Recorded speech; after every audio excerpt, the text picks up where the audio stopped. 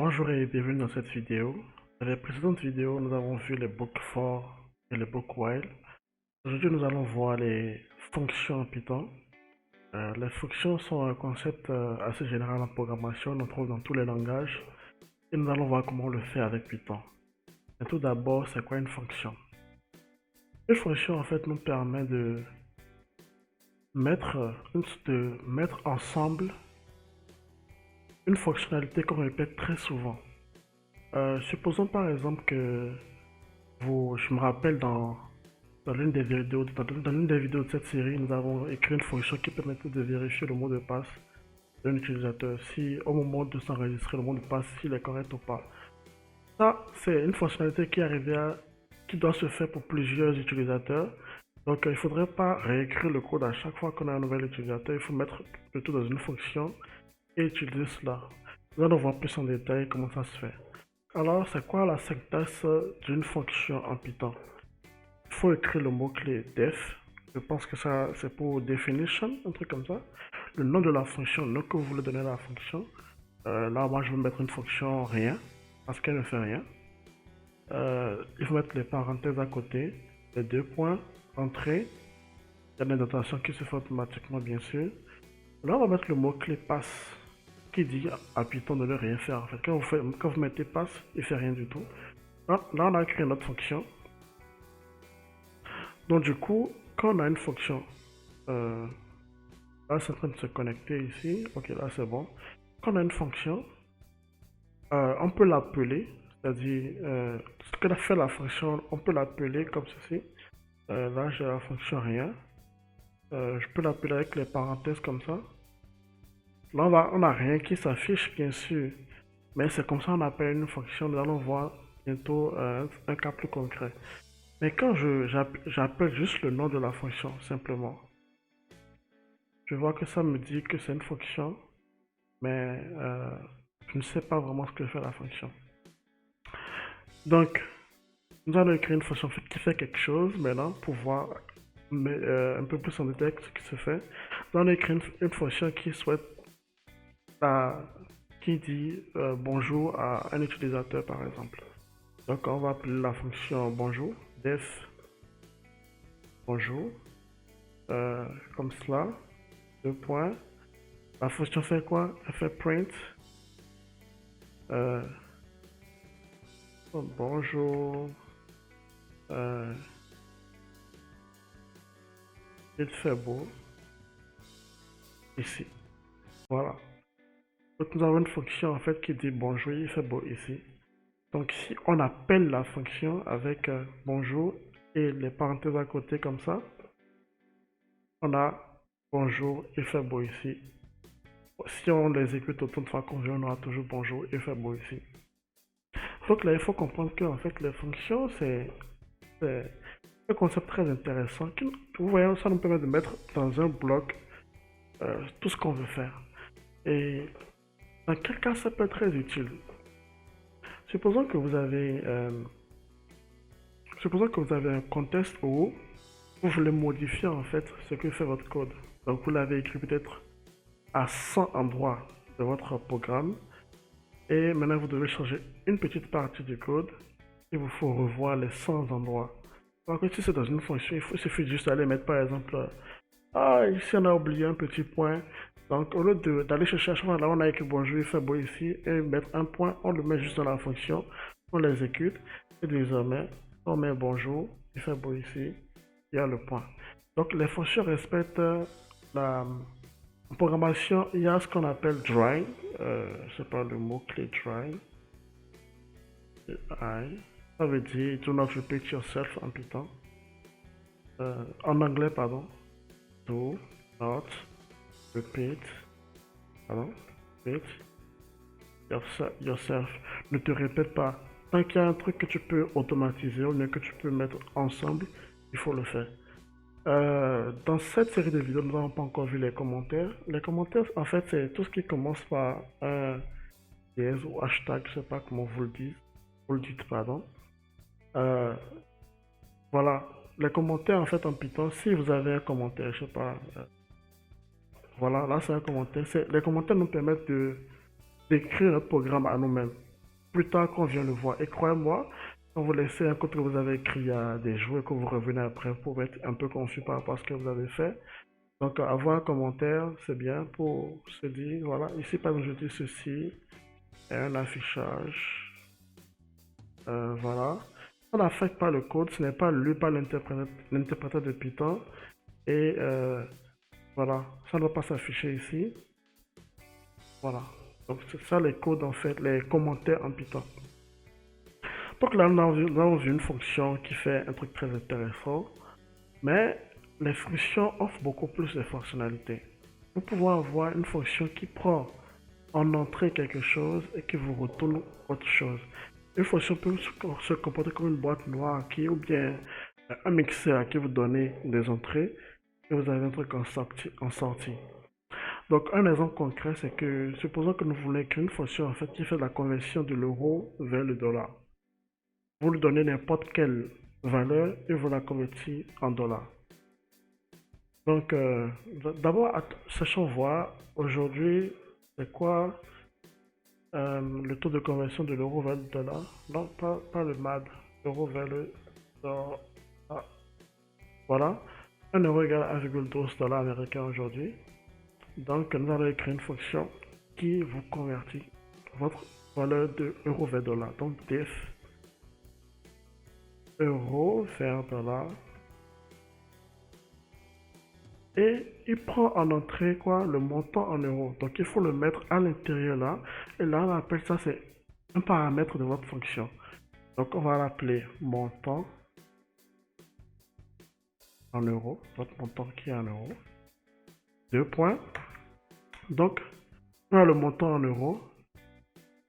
Il faut, on va appeler ceci montant dollar qui est égal au montant en euros fois 1,12. Et donc, il faut retourner le concept de retourner le résultat à l'utilisateur. Donc, c'est le mot-clé return, montant, dollar. Voilà, très simple. Là, on a une fonction, vous lui donnez un nombre, un montant en euros et vous la convertissez en dollars. Voilà, on l'exécute. Si je fais euro vers dollar, j'appelle la fonction, voilà, suggestion, tab. Voilà, si je mets par exemple 15, voilà, j'ai 16,8. 15 euros font 16,8 dollars aujourd'hui. Euh, donc, je peux stocker le résultat. Supposons que j'ai un billet pour un match de football, je sais pas. Le billet match égale à 300 euros. Je dis n'importe quoi. Je vais récupérer sa valeur en dollars. Je fais billet match dollar égale euro, euro vers dollar. Je lui donne en entrée mon billet match qui est égal à 300, qui va représenter à l'intérieur le montant euro. Donc, je n'ai pas forcément besoin de donner, de mettre à l'entrée ici un truc euh, euh, qui aura le même nom que ceci. Ceci est propre à la fonction. C'est comme ça que cette fonction appelle son entrée. Maintenant, on peut lui donner un autre nom et il sera travaillé avec. Billet match. Je lui mets le billet match. Billet. Voilà. Donc là, la fonction ira chercher 300 et fait le calcul.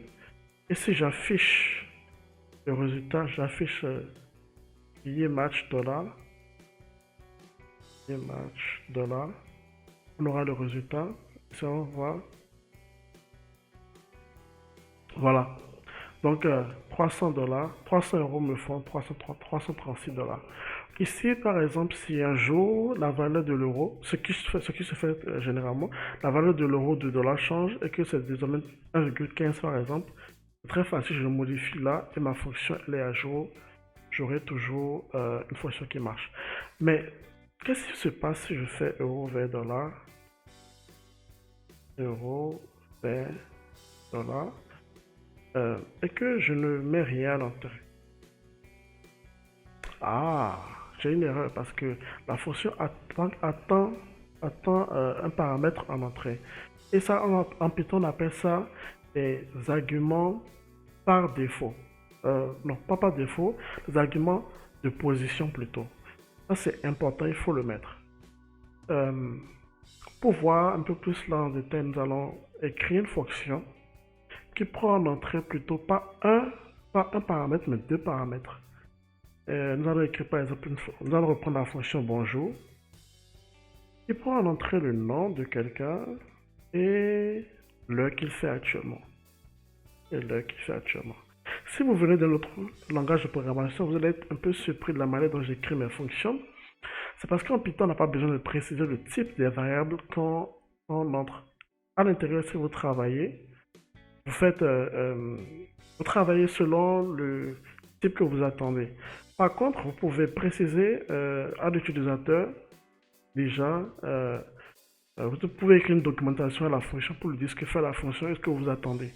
Et ça, on appelle ça les docstrings, qui nous permet d'écrire une documentation pour une fonction. On peut le faire comme ceci, 3 guillemets, voilà, comme ceci. Et on écrit cette fonction vous, vous affiche vos saluts et vous dit je sais pas qu'il fait, qu'il fait.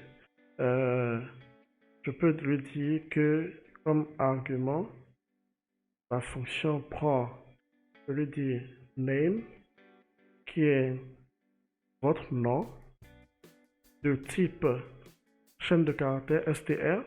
Je peux lui dire prend également heure, qui est qu'il fait,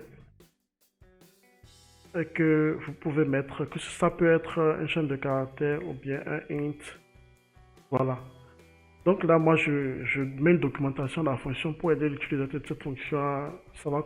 Si quelqu'un veut utiliser cette fonction dans mon code, par exemple, pour savoir ce que ça fait. C'est une très bonne pratique d'écrire une documentation à vos fonctions. Donc là, cette fonction, elle fait quoi en fait? Elle vous affiche juste print. Nous allons utiliser les f-strings. Je pense qu'on a déjà vu cela ici. Il suffit de mettre un f au départ, comme ceci. Et là, on peut utiliser les templates. Vous allez voir comment ça se fait. On va mettre bonjour. Bonjour. Bonjour. Name. Bonjour. Non. Il est heure. Il est l'heure, mais heure également. Point. Donc là, on a une fonction qui prend deux paramètres. C'est pas une fonction qui retourne quelque chose, mais elle prend deux paramètres quand même. Et c'est deux paramètres de position. Et vous allez voir encore ce que je veux dire par deux paramètres de position. J'exécute mon truc. Là, il y a un problème. Pourquoi on a un problème? Indentation erreur. Ok, c'est normal. Je pense que... Voilà. Ok. Ça va un problème d'indentation parce qu'en Python, il faut faire très attention. L'indentation nous permet de définir le scope. Ou plutôt, comment dire, l'étendue d'une variable. Et on en discutera dans une autre vidéo. Alors, ici, on peut appeler notre fonction, mais d'abord, j'aimerais vous montrer un truc qui nous permet d'afficher la documentation de la fonction. Supposons que moi, je suis un développeur, la fonction fait 1000 lignes, je n'ai pas envie de lire tout ça, je veux savoir ce que ça fait directement. Je fais help, je mets le nom de la fonction.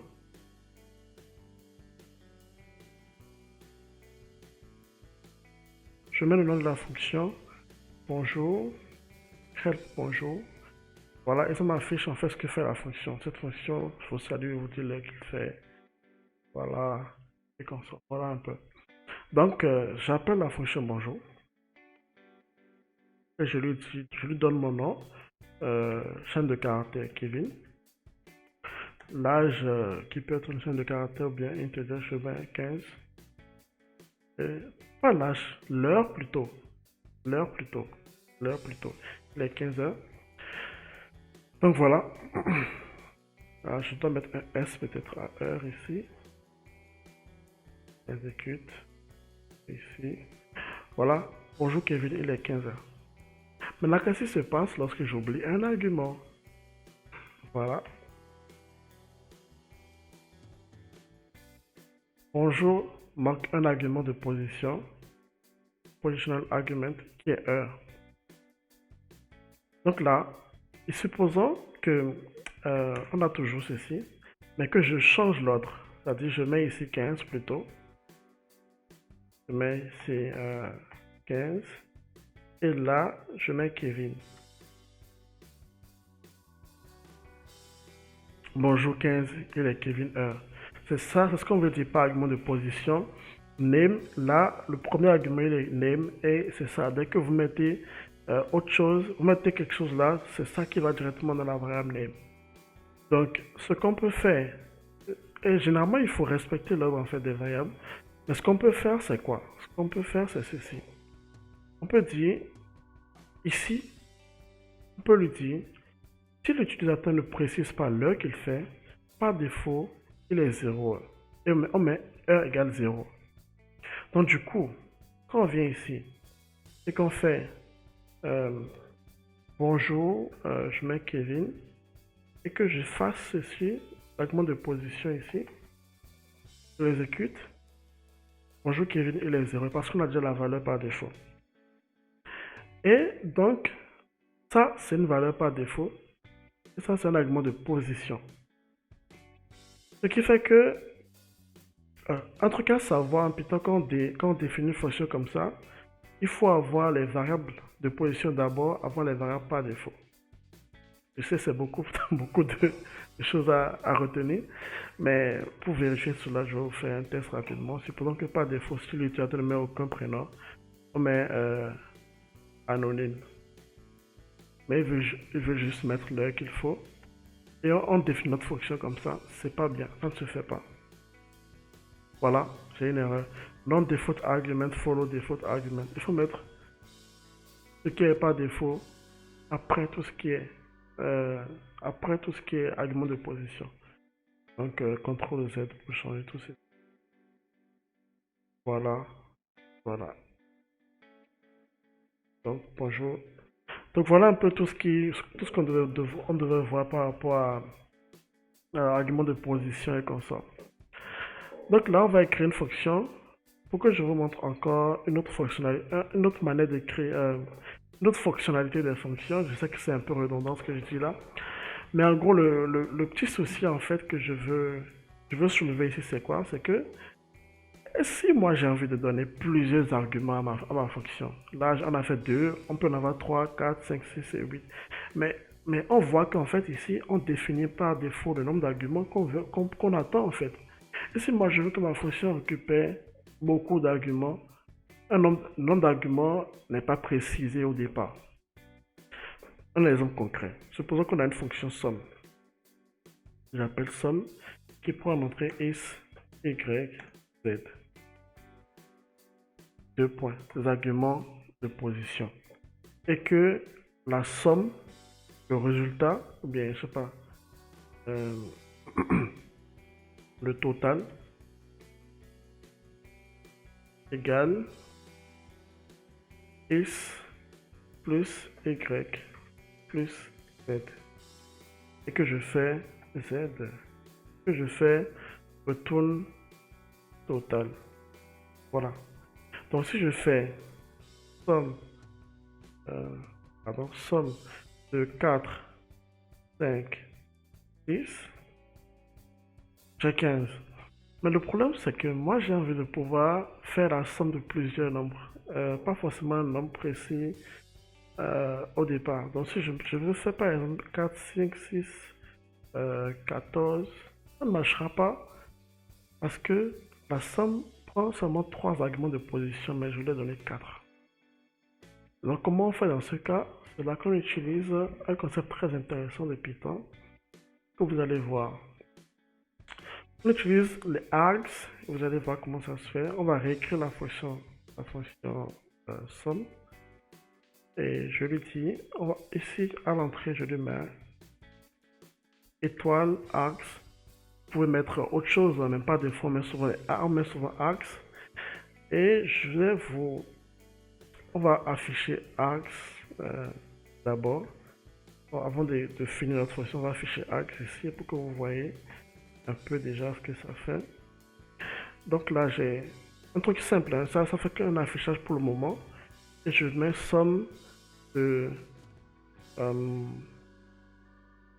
1, 2, 8, 9, 47. Il affiche ce que je lui ai donné en entrée. Donc, en fait, je lui ai donné plusieurs arguments. Il a tout mis dans un tuple. Je ne sais pas si vous vous rappelez, on a vu les tuples dans les types de données en Python. Donc, on a le tout qui est un tuple.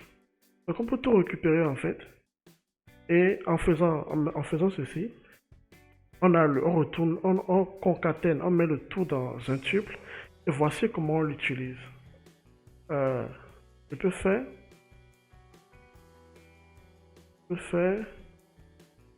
total égale 0. Et pour chaque nombre dans axe, 2 points, total égale total plus nombre.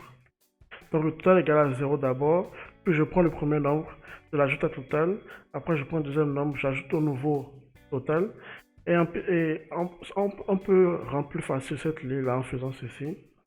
En faisant ceci, total plus égale nombre. Cette manière de faire équivaut toujours à la même chose, en total égale total plus nombre. Essayez-le dans votre code et vous m'en direz un peu ce que ça fait. Donc là, je fais ça et je retourne le total. Donc du coup, maintenant je peux faire somme de 1, 2, 3, tout ça, et 67. Voilà, je peux ajouter beaucoup d'arguments de position, je peux ajouter n'importe quoi. Voilà, 258. Ça c'est l'un des pouvoirs de Python. C'est vraiment très intéressant de pouvoir accepter un nombre indéfini d'arguments. Mais ça, c'est des arguments de position. Et si on veut récupérer un nombre indéfini d'arguments par défaut, ça veut dire quoi? Ça veut dire que, supposons qu'on a une fonction présentée qui permet à un utilisateur de se présenter. Et on veut que la fonction, on veut avoir le nom et prénom. Qu'est-ce que je raconte? Non, oui, on veut avoir le nom, prénom de l'utilisateur. Et on veut avoir d'autres choses également. On veut qu'il nous donne autre chose comme il peut vouloir nous donner sa couleur de peau, son sexe, son âge et consort, mais on veut le nom prénom obligatoirement, mais il peut ajouter autre chose. On veut d'autres arguments par défaut optionnels. Là, on utilise les keywords arguments et contractés en quags. Vous allez voir comment ça se passe. On met 2 étoiles, keyword argument. Une fois en plus, c'est une convention, vous pouvez utiliser autre chose pour mettre ici autre chose. Et on va afficher ce que ça fait. Comme d'habitude, on va voir. Je vais vous montrer. Voilà, la fonction ne fait rien pour le moment. Donc, je fais prénom. Je lui donne position, argument de position non. Je donne, je sais pas, non, do. Prénom. Paul. Donc, maintenant il faut qu'il ait d'autres trucs. Donc, je mets par exemple, non, je mets par exemple sexe égale masculin. Je mets âge égale 16. Je mets couleur égale bleu. Je n'ai pas défini dans ma fonction qu'on avait des paramètres qui s'appelaient sexe, âge et couleur. C'est l'utilisateur qui a décidé de l'utiliser comme ça pour se définir. Et ici, C'est ce qu'on va récupérer là dans Quarks. Là, on a défini, on a fait variable égale. On récupère tout ceci dans Quarks comme un dictionnaire. Vous allez voir. Je vais bien exécuter ceci. Et on fait, qu'est-ce que j'ai mis ici? Présenter plutôt. Voilà. Voilà, on récupère tout le reste ici comme un dictionnaire. Et là, c'est très intéressant, on peut l'utiliser. Donc on peut faire un truc simple. On peut dire, on peut faire un affichage d'abord. Bonjour. On peut faire un truc, je récupère ce qu'on avait déjà fait ici, là. Voilà. Je peux récupérer ça. Je peux récupérer ça. Et on va dire bonjour, prénom, espace. Non. Hmm, voici votre présentation. D'accord. Et on va afficher en fait tout ce qu'il y a dans son dictionnaire. On va dire, on va parcourir le dictionnaire avec, avec la fonction items, avec la méthode items. Vous allez voir comment ça se fait. Pour clé valeur, donc key. Bon, ici la clé c'est, on va mettre clé valeur, oui, key value in quarks.items. Ça fait quoi la fonction items? En fait, ça nous retourne des tuples à chaque fois. Donc en fait, la fonction item, quand tu appliques, est-ce que je me demande si on pourrait avoir ça comme ceci. Un générateur, je pense. Voilà. Donc là, on a la fonction items en fait nous retourne, nous met le tout ensemble comme ceci dans un tuple. Donc moi je vais parcourir en fait nous donne des tuples en fait. Donc je vais parcourir cette liste et dire pour chaque élément, pour chaque clé valeur, on me l'afficher simplement. Donc, je vais faire print key virgule. Je mets un 2 points au milieu. 2 points virgule value. Affiche-moi la clé et la valeur. Donc du coup, si on fait ceci et qu'on fait ça, voilà. Donc là, il nous affiche encore les quarks. On peut mettre ceci en commentaire avec un contrôle. Voilà. Et on réexécute la fonction présentée. On a bonjour Paul, do. Voici ma présentation. Sexe MH16 couleur bleue. Donc là, on a écrit une fonction qui peut récupérer un nombre indéfini de valeurs par défaut, d'arguments par défaut. Je peux ajouter, je sais pas quoi, pays, Allemagne, quoi d'autre, je sais pas, on peut mettre tout et n'importe quoi. Taille, pas comme ça. Taille égale 1m75 comme ça. On exécute. Bonjour porte de voici votre présentation et voilà, on a tous les éléments qui sont là. Donc là, également, on a vu comment c'était des arguments de position, un nombre indéfini d'arguments de position et aussi un nombre indéfini d'arguments par défaut. Donc là, très intéressant comme concept en Python. Alors, nous allons essayer de faire un petit exercice pour finir un peu cette vidéo. Nous allons écrire une fonction en fait, qui prend en entrée un nombre et qui vous dit s'il est pair ou pas. C'est très simple. Donc, on va appeler la fonction def est pair qui prend en entrée un nombre, simplement nombre. Et il nous retourne vrai si le nombre est pair et faux si le nombre est impair, donc true or false. Donc, quand est-ce qu'on dit qu'un nombre est pair? Un nombre est pair lorsque le reste de sa division par 2 est 0. Autrement dit, s'il est un multiple de 2. Donc, en Python, comment on le fait? On a le mot, on a l'opérateur modulo. L'opérateur modulo nous donne en fait, je vais créer une cellule juste en bas ici pour qu'on voit rapidement l'opérateur modulo. L'opérateur modulo nous donne le reste de la division d'un nombre par un nombre. Donc, supposons qu'on divise 5 par 2. 5 est impair, donc le reste sera égal à 1. Donc, si on fait 5 modulo, c'est le signe pourcentage comme ça. 5 modulo 2, le résultat c'est 1. Voilà. Si on divise 13 par 2, c'est la même chose. On divise 13 par 5. C'est quoi le reste?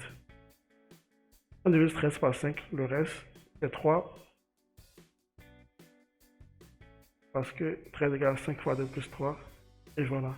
Donc si on fait un nombre modulo 2 et que le reste est égal à 0, c'est égal à 0, donc le nombre il est pair. Donc on va écrire un truc simple. On va dire if nombre modulo 2 égale, c'est 2 égale lorsqu'on a une fonction, une condition, donc égale 0, 2 points, retourne-moi true, else, sinon, retourne-moi false. Voilà, cette fonction, elle est très simple. Je l'exécute. Non, je vais suivre mes propres recommandations et écrire ici une documentation pour vous dire cette fonction retourne true si le nombre est pair et false sinon. Voilà. Je mets help est pair. Voilà. Voilà, j'ai la documentation de help. J'appelle la documentation de pair, pardon. Je fais pair 5. 5 n'est pas pair, 5 est impair. Cette fonction peut, comment dire, on peut mieux l'écrire parce que si un nombre n'est pas divisible, si un nombre n'est pas multiple de 2, il est clair. Si un nombre, le modulo de 2 n'est pas égal à 0, donc le nombre il est impair. Donc ce n'est même pas la peine de mettre un else ici en fait. Parce que vous allez voir, qu'est-ce qui se passe dans le cas où, qu'est-ce qui se passe si on reçoit un nombre et que cette condition n'est pas vérifiée, on saute ce bloc-là, donc on retourne false directement par défaut. Donc c'est une manière d'écrire un code plus compact et plus clair. On peut même l'écrire en une ligne, mais pour pas souci de compréhension, il faut l'écrire comme cela. Donc voilà, ça fait toujours la même chose.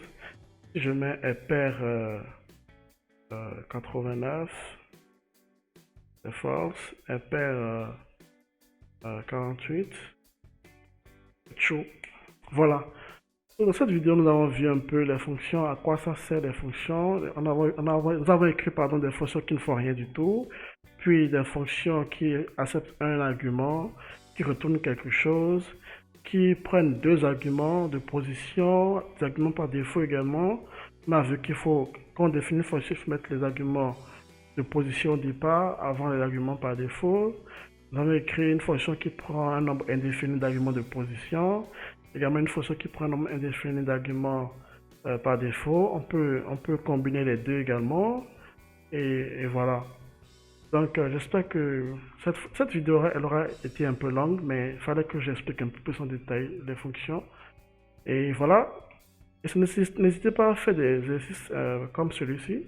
Écrivez une fonction par exemple qui prend l'entrée une année et qui utilise l'année, elle est bissextile ou pas. Voilà. Quoi d'autre? Voilà un peu.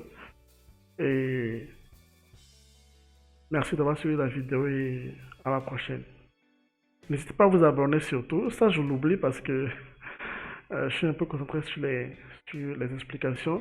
N'hésitez pas à vous abonner à la chaîne YouTube parce que je vais faire beaucoup d'autres vidéos dans ce type. Et une fois qu'on aura fini la série sur Python, on fera une série également sur NumPy, Pandas, TensorFlow et autres. Donc n'hésitez pas à vous abonner et merci.